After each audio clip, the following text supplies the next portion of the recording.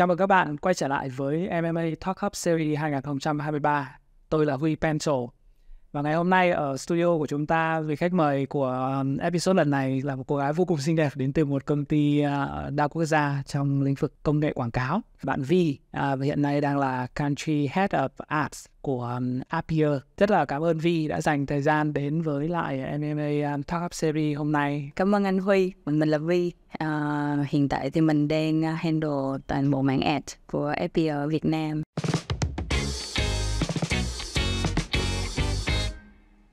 Chủ đề ngày hôm nay của chúng ta sẽ là một chủ đề mà mọi người rất là mong đợi, bởi vì là nó là một chủ đề hot trong cả năm vừa qua, về AI và đặc biệt là generative AI. Nhờ Vi có thể chia sẻ một chút về về cá nhân mình và cái hành trình công việc của mình để cho khán giả của chúng ta cùng được biết nhé.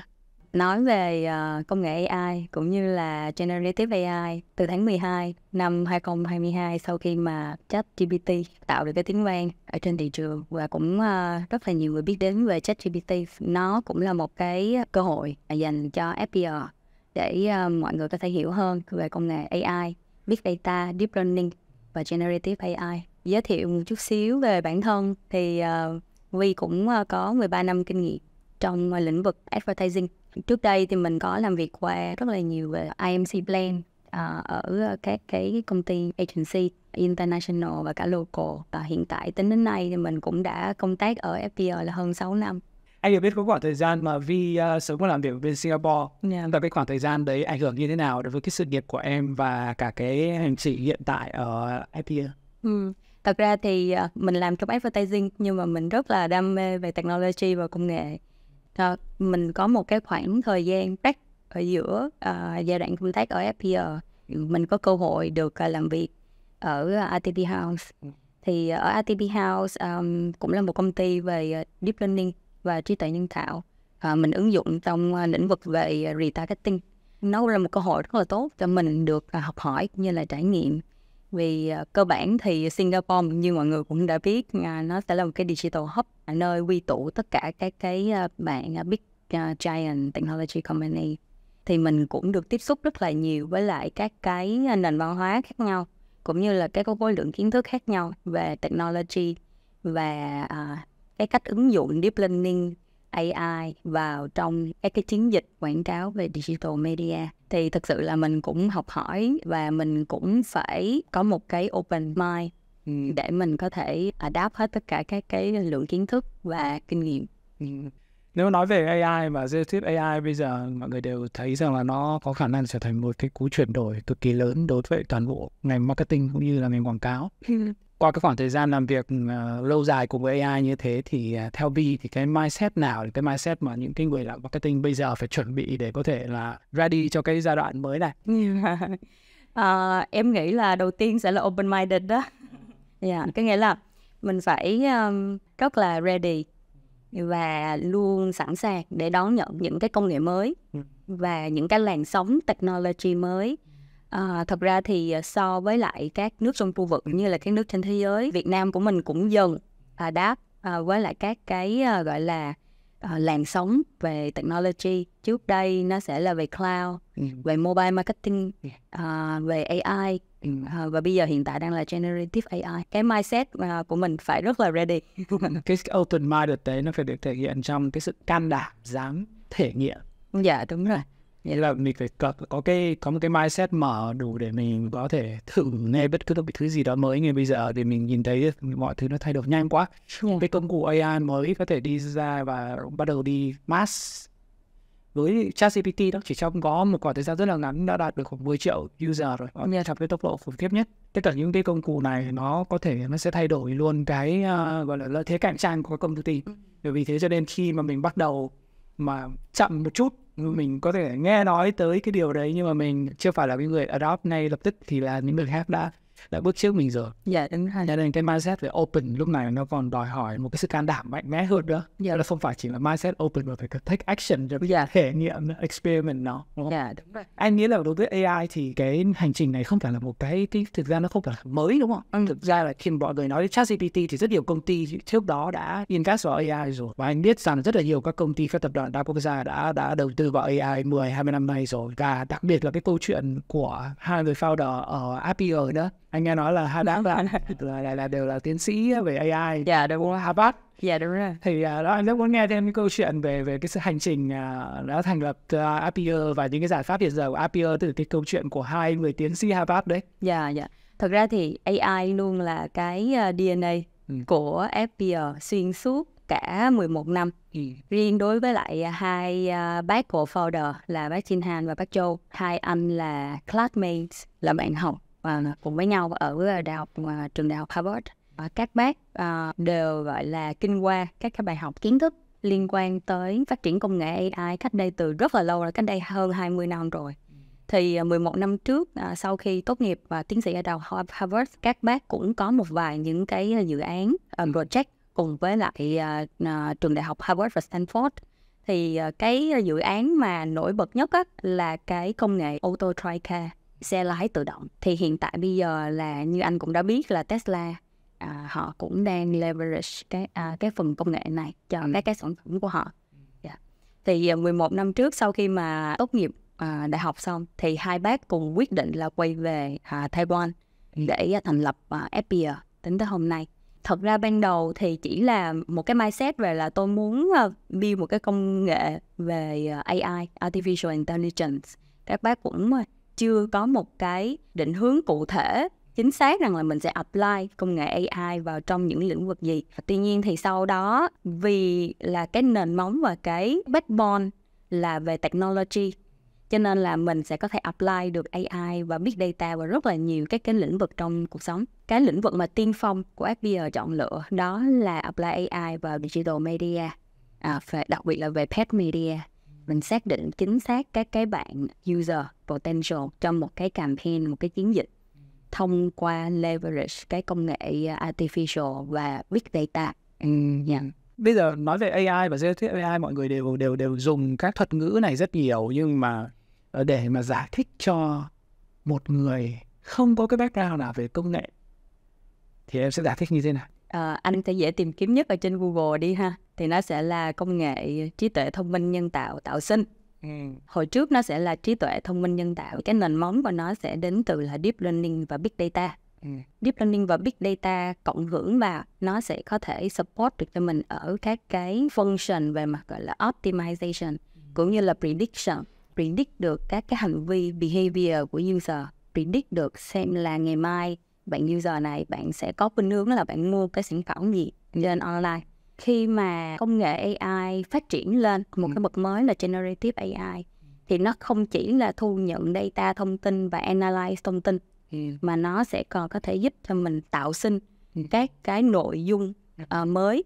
Thì các cái nội dung này hiện tại mình sẽ có thể play được around với lại copy, text, hình ảnh, video và code. Như vậy là có cái công nghệ trí tuệ nhân tạo gather data, phân tích cái dữ liệu đó cho data predict, và cái công nghệ generative AI là công nghệ trí tuệ nhân tạo tạo sinh, tạo ra những cái nội dung mới dựa trên những cái dữ liệu cũ đó. Dạ đúng rồi. Việt Nam cũng là mobile first market. Hơn 98% population ở Việt Nam là đều sở hữu ít nhất là một cái điện thoại. Cứ 100 người thì có 98 người. Cái behavior của họ thay đổi liên tục ở trên các thiết bị. Một user họ cũng sẽ sở hữu rất là nhiều những cái thiết bị khác nhau. Mình cứ tưởng tượng như là user họ có hàng chục hàng trăm cái app ở trong điện thoại của họ, họ di chuyển liên tục. Thì cái khối lượng data point nó sẽ rất là lớn. Thì how mà mình có thể gọi là liên kết tất cả các cái điểm data point đó và mình tìm ra được cái điểm liên kết chung, và mình có thể predict được cái hành vi của các bạn user này ở trên online để mình hiển thị và xuất hiện ad một cách chính xác nhất. Cái năng lực của trí tuệ nhân tạo nó sẽ xử lý được với khối lượng dữ liệu khổng lồ như vậy mà trước giờ mình không làm được. Dạ đúng rồi. Và nó sẽ có thể giúp cho mình target và try cái chiến dịch của mình tới một cái goal xác định từ ban đầu. Anh có hai đứa con gái, một đứa 9 tuổi, một đứa 7 tuổi. Anh đôi khi cũng suy nghĩ thử xem là đấy bây giờ nó hỏi anh là AI là gì hay là generative AI là gì, bây giờ phải thích như thế nào. Sau khi nghe em nói thì anh rất là thích như thế này. Tưởng tượng AI là giống như một người bạn rất là giỏi học thuộc lòng, và học thuộc lòng được mọi thứ. Thế cho nên là khi mà mình hỏi bạn ấy bất cứ một cái điều gì thì bạn ấy đều có một cái câu trả lời nào đấy tự dựa trên những gì bạn ấy đã học thuộc lòng. Và điều đó có thể giúp cho chúng ta có thể làm việc cùng nhóm cùng với bạn ấy rất là là hay khi mà có một người bạn mà có cái khả năng ghi nhớ khủng khiếp như thế. Còn mà Generative AI thì nó sẽ là giống như một người bạn mà có khả năng sao chép lại bài hay viết vẽ của con theo cái cách mà con viết hay là theo cái cách của con vẽ. Anh hiểu đúng không? Dạ đúng. Thật ra thì mình sẽ có thể hiểu nó theo một cái khía cạnh, nó là một cái bạn assistant, một cái bạn đồng nghiệp cùng với mình. Thì bạn sẽ có khả năng phân tích, handle một cái khối lượng data lớn để phục vụ cho một cái mục đích về mặt business mà mình mong muốn. Thì thật ra là em nghĩ là tùy vào cái objective của mình là gì để mình có thể ứng dụng và mình hợp tác cùng với lại bạn đồng nghiệp này. Quan trọng cuối cùng AI sẽ không thay thế chúng ta mà sẽ là trở thành một người assistant cực kỳ hiệu quả. Thì những cái tool của Appier trong xuyên suốt cái hành trình đó thì cái người assistant và AI của Appier sẽ hỗ trợ khách hàng, advertiser, các marketer như thế nào? Em có thể mô tả cho mình cái journey như vậy à? Let's say là một nhãn hàng là travel đi. Thì bạn sẽ có rất là nhiều cái digital access khác nhau, bao gồm cả website và app. Đôi khi bạn sẽ có những cái offline event. Khi mà mình nhìn về mặt gọi là user data, mình sẽ có những cái data hidden there ở trên mobile, ở trên website, ở offline, email, số điện thoại. Làm sao để mà mình có thể gọi là học hiểu cũng như là liên kết các cái data point này lại với nhau thành một cái chuỗi thông tin có nghĩa và predict các cái hành vi của các bạn user trên digital.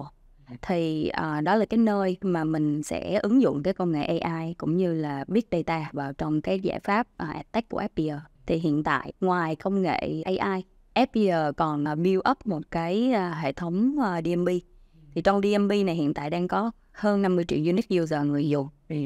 Cross screen thì mình sẽ xác định được chính xác là các cái bạn user này họ sở hữu bao nhiêu thiết bị, các cái online behavior của các bạn này như thế nào, tần suất mà các bạn này consume ad, các cái nội dung mà các bạn này consume, các cái thông tin về ad như thế nào. Khi mà brand họ có các cái nhu cầu và họ mong muốn để target các bạn user này ở trên môi trường digital thì mình sẽ có thể triển khai các cái dạng chiến dịch targeting cross screen theo ngữ cảnh và theo cái behavior mà mình học được từ DMP của Appier. Như vậy cái bước đầu tiên là cái quan trọng nhất của cái người assistant này là sẽ giúp cho mình có thể đi tìm hiểu về những người khách hàng vô hình. Biến trở thành khách hàng hữu hình thì ra có những cái chuyện gather thing trên cái data management platform. Đúng rồi. Thì thật ra là cái câu chuyện này nó critical hơn từ sau cái việc gọi là cookieless world. Hầu hết thì mình sẽ không có tracking được user theo cookie. Hầu hết tất cả các cái bạn publisher và các cái nhà quảng cáo để chuyển sang contextual và keyword targeting. Tuy nhiên thì ví dụ như anh Huy đi, anh Huy đang xem một cái bài article nói về travel. Cũng chưa chắc rằng là anh Huy đang có nhu cầu và đang có interest về travel. Thì khi mà mình cộng hưởng vào cái Big Data hay là DMP của Appier, em sẽ có thể hiểu được rằng là mới vừa tuần trước anh Huy search về Bali. Anh đang tìm một cái nhà đơn vị cung cấp tour cho cả gia đình của anh. Hoặc là ví dụ như anh lên những cái blog travel để anh xem thêm về các món ăn ngon ở Bali chẳng hạn. Thì dựa vào tất cả các cái nguồn thông tin mình có từ DMP cộng hưởng với lại cái khả năng phân tích cũng như là predict của AI thì mình sẽ có thể xác định được chính xác rằng cái nhu cầu của anh Huy là có thật và nó sẽ phục vụ cho cái việc là targeting trên online một cách hiệu quả hơn. Thì khi mà triển khai, ví dụ như triển khai một cái chiến dịch quảng cáo đi, thì mình thường sẽ đặt ra một cái câu hỏi là làm sao để tôi có thể tối ưu được cái hiệu suất và hiệu quả của chiến dịch của tôi một cách tốt nhất. Thì bằng cái việc rằng là mình hiểu được thứ nhất là cái nhu cầu của user họ đang có trong một cái khoảng thời gian nhất định khi mình triển khai dự án.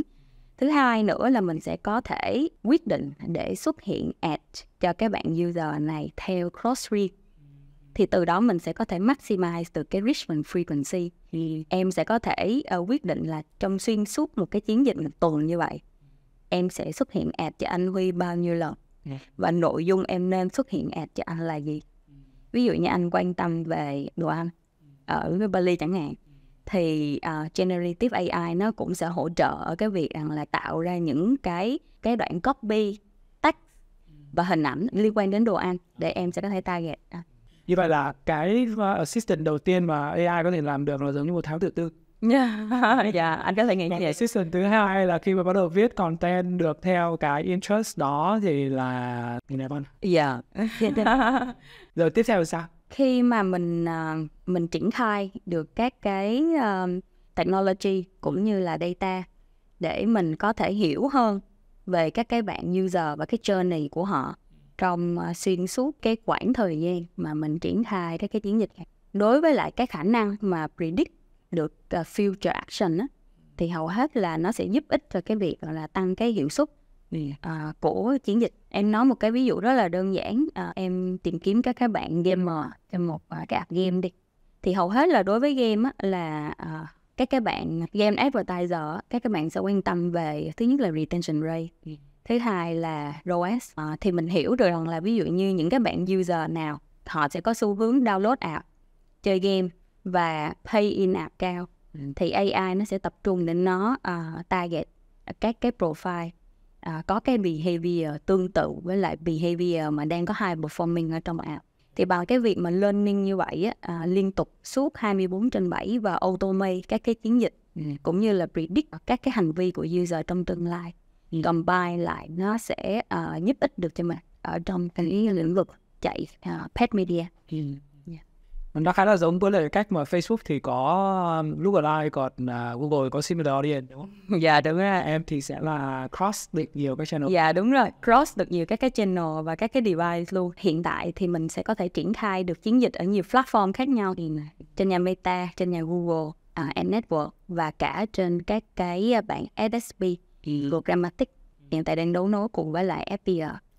Dạ. Em mới nhắc đến một cái case là một cái ứng dụng game á, thì với Generative AI, tức là cái phần mà viết content thì nó ứng dụng được như thế nào trong cái campaign với lại một cái app game như thế? Nếu mà anh nói về gọi là chạy paid ad đi, cơ bản là Generative AI nó sẽ có thể support được cho ad solution của FBR nhiều nhất sẽ nằm ở cái mảng rồi create ra các cái keyword. Khi mà mình define bạn user thì mình sẽ nhìn ở trong cái DMP profile các bạn user họ là ai, download bao nhiêu app game thì sẽ được gọi là gamer, bao nhiêu app game thì sẽ được gọi là hạt gamer, các cái thể game khác nhau như thế nào, gồm có MMO, casual game, hyper casual game. Thì khi mà mình lookalike trên hệ thống almost thì mình chỉ nhìn thấy được các cái keyword liên quan đến brand nè, liên quan tới vertical là game, liên quan tới competitor chẳng hạn. Chắc chắn nó sẽ có những cái mặt hạn chế của nó. Thì khi mà mình apply công nghệ AI Generative AI, thì Generative AI sẽ có thể support được cho mình suggest gần như hơn 1 triệu các cái cụm keyword khác nhau cho một cái chiến dịch. Thì bằng cái việc mà suggest keyword như vậy, mình sẽ có thể expand được cái user pool, tăng được cái về mặt volume cũng như là về mặt chất lượng cho chiến dịch của mình. Ứng dụng đầu tiên cho solution của FBR sẽ là về mặt mở rộng keyword. Ứng dụng thứ hai sẽ là về phần giúp cho các bạn marketer viết content, produce hình ảnh và video thông qua một cái tool gọi là iQua. iQua là một cái automation tool. Các bạn marketer sẽ có thể gửi các cái message và các cái thông điệp trên các cái own media platform của các bạn, ví dụ như là website hoặc là app, hoặc là thông qua các cái kênh channel khác như là email marketing, SMS. Khi mà ứng dụng cái công nghệ Generative AI vào các cái phần gọi là suggestion cho các cái đoạn copy text, cũng như là học hiểu về các cái hình ảnh mà các bạn user này đang quan tâm để có thể suggest được cho bạn marketer các cái nội dung phù hợp. Thì đó là phần thứ hai. Phần thứ ba sẽ là ứng dụng Generative AI vào cho chatbot. Thì ở FBR cũng có một cái sản phẩm khác là Bot Bunny. Thì Bot Bunny nó sẽ là một cái nơi mà mình sẽ có thể communicate được với các bạn user một cách hai chiều. Thì vì là hai chiều cho nên mình sẽ cần hiểu được cái tone and mood cũng như là cái câu hỏi và cái nhu cầu của các bạn user khi bạn tương tác cùng với lại nhãn hàng ở trên website hoặc là ở trên app là như thế nào, để Generative AI có thể support được mình về mặt gọi là thông điệp là gì, mình cần feature hình ảnh như thế nào, cái nội dung mà mình sẽ deliver thông qua cái chatbot đó. Thì hiện tại là đang ứng dụng Generative AI vào 3 cái product line chính. của anh Pia? Anh nhớ là ngày xưa anh vẫn hay nói với mọi người là digital marketing nó giống như là, nó khác biệt với lại marketing truyền thống, nó giống như cái hành trình mà một người con trai đi tán tỉnh cô gái ấy. Tức là cái đầu tiên là mình sẽ phải đi để tìm hiểu cô ấy, xem sở thích của cô ấy như thế nào. Đó, rồi từ sau mình sẽ phải tweet với cô ấy, và cái thứ ba là mình trò chuyện với cô ấy. Nó khác biệt với lại hồi xưa là làm advertising, tức là chỉ là 1 triệu thì bây giờ là 2 triệu. Digital marketing. Thế nhưng mà với Generative AI có vẻ như là bây giờ kể cả cái chuyện mà tìm hiểu về cô ấy là AI cũng làm được. Viết thư cho cô ấy AI cũng làm được, mà trò chuyện của cô ấy thì AI cũng làm được. Nếu vậy thì cái vai trò của người làm marketing về mặt sáng tạo á, nó có bị ảnh hưởng gì không? Mình hết chỗ để chơi rồi hay sao? Thật ra thì nó sẽ tùy vào cái góc nhìn của mình. Mình nhìn thấy bạn Generative AI này là một bạn assistant của mình, hay là một cái bạn mà gần như là có thể làm được hết tất cả mọi thứ, thì em nghĩ là nó sẽ tùy vào cái kinh nghiệm cũng như là cái tổng lượng kiến thức mà mình có trong từng cái ngành khác nhau. Lấy ChatGPT là một ví dụ. Con người mình cũng sẽ là nhân tố để có thể key in các cái cụm keyword và hướng dẫn instruct cho ChatGPT tạo ra các cái nội dung mà mình mong muốn. Rồi sau đó khi mà ChatGPT họ tổng hợp tất cả các cái lượng thông tin để gửi lại đến cho mình, thì mình cũng sẽ cần phải review qua về mặt gọi là độ chính xác của data, cũng như là cái tone and mood mà mình muốn deliver trong cái phần thông tin của mình. Nên em nghĩ thì nó sẽ là gần như là một bạn assistant, trợ lý thôi đúng không? Trợ lý hỗ trợ mình. Thời gian người làm marketing cũng vẫn là phải hiểu được khách hàng về tâm lý trước.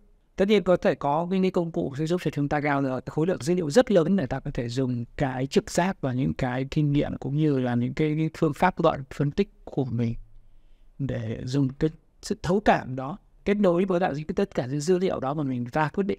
AI là người assistant giúp cho chúng ta ra quyết định được tốt hơn được. Kể cả cái chuyện viết nói thư tình đó. Anh nghĩ là AI viết thư tình thì nó sẽ rất là khô, anh cũng thử rất là nhiều rồi. Thuật ngữ của Gen Z bây giờ nó có cái từ gọi là từ vô tri. Nó viết vô tri lắm. Trên trang này là có tình huống là những người làm sáng tạo có thể là sẽ bay trên những cái thông tin success như thế, sau đó mình cũng phải sửa, mình phải copy thêm lại, phải gọt gốt khá là nhiều đó, thì cuối cùng nó mới trở thành một cái thứ gì đó mà nó chạm được tới khách hàng của họ xem. Em rất là đồng ý với anh Huy ở cái việc rằng là AI không thể thay thế được con người của mình, đặc biệt là ở cái sự thấu hiểu và thấu cảm các bạn khách hàng.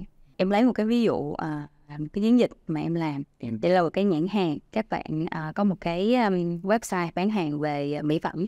Từ phía của brand side, họ sẽ có cho mình các cái thông tin về mặt gọi là brief TA của bạn là ai. Thì hầu hết nếu như mà về cosmetic thì almost 100% sẽ là nữ.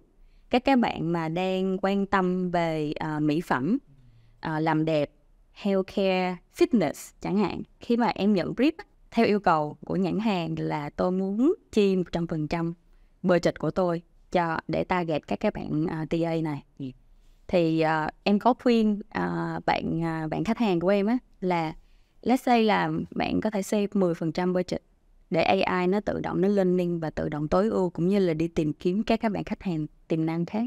Thì cái outcome của cái campaign ra là 70% TA là nữ, nhưng mà 30% TA còn lại là nam.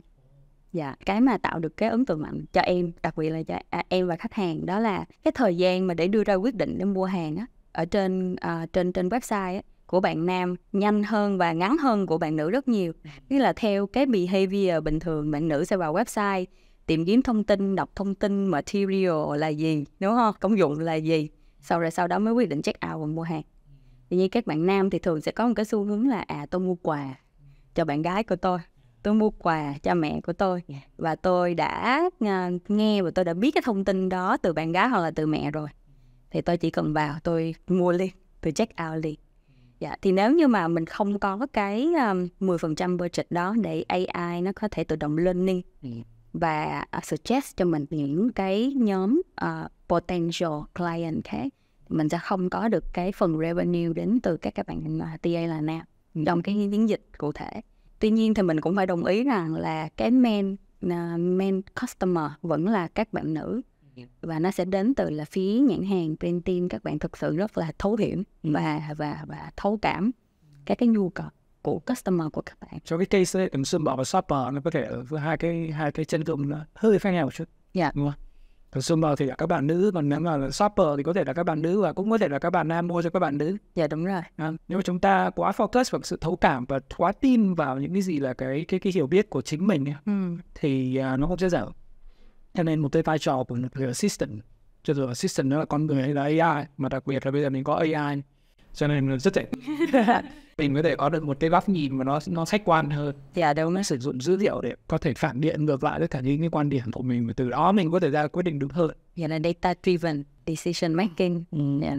Mình sẽ có những cái decision dựa trên một cái khối lượng data đã được AI phân tích rồi, thì nó sẽ khách quan hơn, cũng như là nó sẽ cộng hưởng vào cái sự thấu hiểu và thấu cảm của con người. Thì nó sẽ là một cái gọi là combination giữa cả con người lẫn cả bạn AI. Yeah. Ấy chúng ta nói về mindset rồi chúng ta nói về tool set, chính là cái những cái ứng dụng mà em đã liệt kê ra. Cái thứ ba nữa, khi mà nói chúng ta nhìn vào skill set, thì một cái skill set mà cho dù là AI hay là sau này có những cái công nghệ khác diễn ra, thì anh nghĩ là cái skill set về cái năng lực thấu hiểu khách hàng, cái năng lực thấu cảm đó vẫn luôn luôn là một cái chính quan trọng, đúng không? Dạ đúng. Em nghĩ còn cái skill set nào mà các marketer, các advertiser cần phải chuẩn bị khi mà họ bắt đầu làm việc cùng với lại những cái công cụ generative AI? Em nghĩ thứ nhất là về các cái nền tảng kiến thức cơ bản. Khi mà mình adapt cùng với lại cả thế giới thì mình cũng sẽ phải cần có những cái nền tảng kiến thức cơ bản. Generative AI là gì, AI là gì, deep learning là gì. Thứ hai nữa là sẽ là một cái như hồi đầu em có nói là mình cần phải rất là open-minded, và cộng vào đó sẽ là một cái gọi là sự dũng cảm đó, để có thể gọi là thử nghiệm, experiment, testing các cái technology mới và ứng dụng các cái technology mới, các cái solution, tech mới vào trong business của mình. Dạ. Em có câu hỏi cho anh Huy. Cái làn sóng generative AI nó cũng bắt đầu từ cuối tháng 12 năm ngoái. Đối với lại một CEO của một digital agency, thì anh suy nghĩ gì về generative AI? Và anh có cảm nhận gì về generative AI? Anh là top digital, anh hồi xưa là Chief Digital Officer của Ogilvy hồi năm 2012, chắc là Chief Digital Officer đầu tiên của Việt Nam. Nhưng mà sau đó thì năm 2014 khi mà anh establish cái Digital Agency thì sau đó thì anh mở rộng nó ra. Bây giờ Pencil là một cái marketing group mà anh định bị là cultural marketing. Thì nó có nhiều cái aspect ở trong đấy. Anh làm IMC rất là nhiều, chứ không phải chỉ còn digital, nhưng mà mình luôn luôn adopt digital technology khá là nhanh. Đối với cái trạng của generative AI thì thực ra tụi anh nhận thấy nó từ khá lâu trước đấy, và cũng đã sử dụng thử trong một số các dự án về công nghệ cho AR, VR, một số những cái dự án về design. Anh thì có quan điểm rằng là giống như em nói, nó là một assistant, thì một cái việc làm việc với assistant như thế nào cho hiệu quả cũng là một cái loại kỹ năng mà mình cần phải học hỏi. Và kỹ năng đó tụi anh gọi là creative leadership, cho nên gọi là lãnh đạo sáng tạo. Cái câu chuyện về lãnh đạo sáng tạo nó được truyền cảm hứng từ một người cũng khá là có tiếng trong cái lĩnh vực về design và của thế giới, giáo sư John Maeda.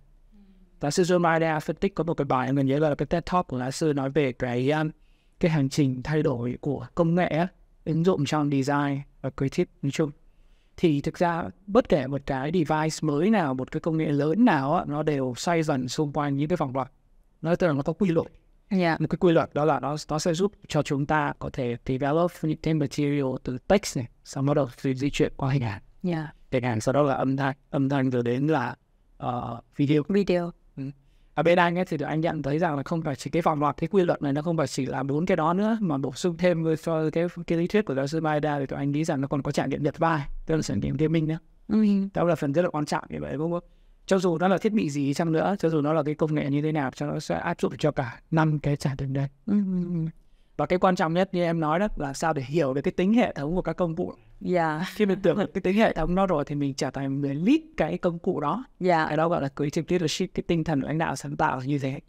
Thì lúc đó mình cái vai trò của con người khi mà work với lại AI ấy, nó sẽ không còn giống như là mình sử dụng một cái máy tính Tức là mình phải thao tác của cái máy tính chỉ phản hồi theo đúng những cái thao tác của mình không.